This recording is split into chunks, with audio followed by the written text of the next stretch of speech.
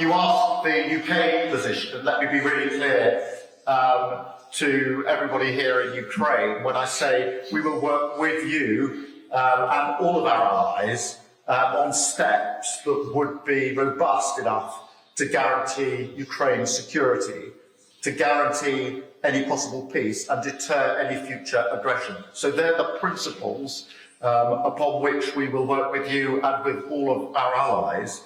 Now, those conversations will continue for many months ahead, and we are happy to play our part leading those conversations with you and with our allies. I do think it's important in this context to add that it is really important that Ukraine is put in the strongest possible position.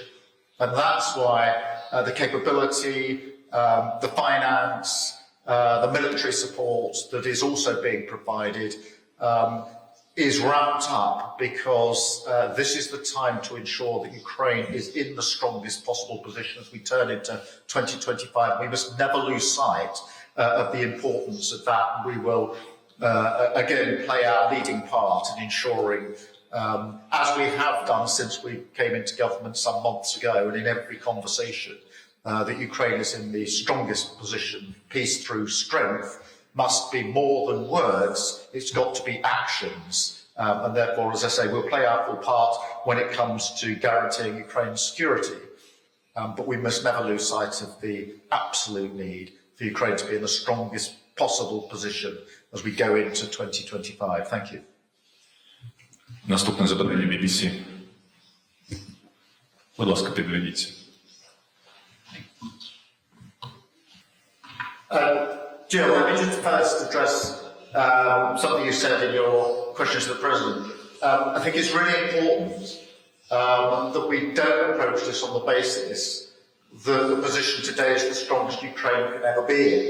The work in putting Ukraine in the strongest position never stops. And that is why we've been really clear today about £3 billion per year for as long as it takes, about the military support, the further military support that we're putting in, the 30,000 drones that we announced last week, the defence industry is working together, the training and the other things that we are doing. Because when I say we shouldn't let up, what I mean by this is we mustn't allow this mindset that Ukraine is already in the strongest position it can be in. It is not. We need to strengthen it. And that's been the constant theme of all 7 meetings I've had with Volodymyr since I've been in office, including the meeting that we've had here, and my meetings with other allies in that period. Turning to the US role here is vital. And we work together every day. And I'd actually like to pay tribute to the work that the US has done here, the support that they have put in, because it's been a vital component of what has been quite an incredible achievement by Ukraine. If I think about how long this conflict has gone on, and the incredible success that Ukraine has had in the face of this aggression from Russia, that is a tribute to Ukrainians and their resolve, but also to all allies who supported Ukraine, including the US. We will continue to work with the US on this. We're working today, we'll work tomorrow, we'll work into the future, as we will work with all of our allies, because, as I said, in the end,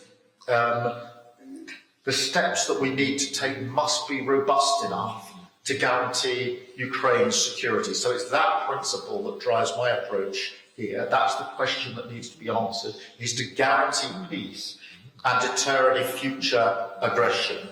And it is vital that we see the conversations which will go on in the coming weeks and months, including, of course, with the US, but also with other allies. I've got discussions with other allies tomorrow. I was with President Macron last week. This is an issue that we are all discussing, but it must be capable of deterring future aggression. So that's the test of any discussion, any conversation that we're having. Thank you.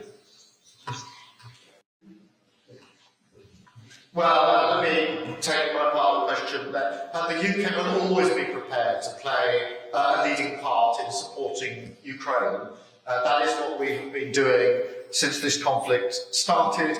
That is what we're signalling in the 100-year partnership that we've announced today. It is a clear statement of intent about the role that we intend to play in relation to that. And that applies to putting Ukraine in the strongest possible position where we want to continue to play that leading part by example in terms of what we're doing, and by example in working with our allies and having those vital discussions, and it applies equally to any question of guarantees about the future and security. In relation to the drone attack today, look, it's a reminder for all of us of what Ukrainians are facing every day. It makes it real for us, but it is an everyday threat that Ukraine is facing. And if I may say so, with incredible resolve and determination, as you see in response to the events of today, as I've seen on other occasions, as indeed I saw in the hospital I went to this morning, where I met both patients with awful burns from the front line, also civilians, their resolve and their determination, despite the personal cost to them, is inspiring, as was the attitude of the staff, the health staff there, who have been patiently, carefully and committedly working through whatever challenges have been put in their way. And so for me that drone attack is just really a reminder of what Ukraine is facing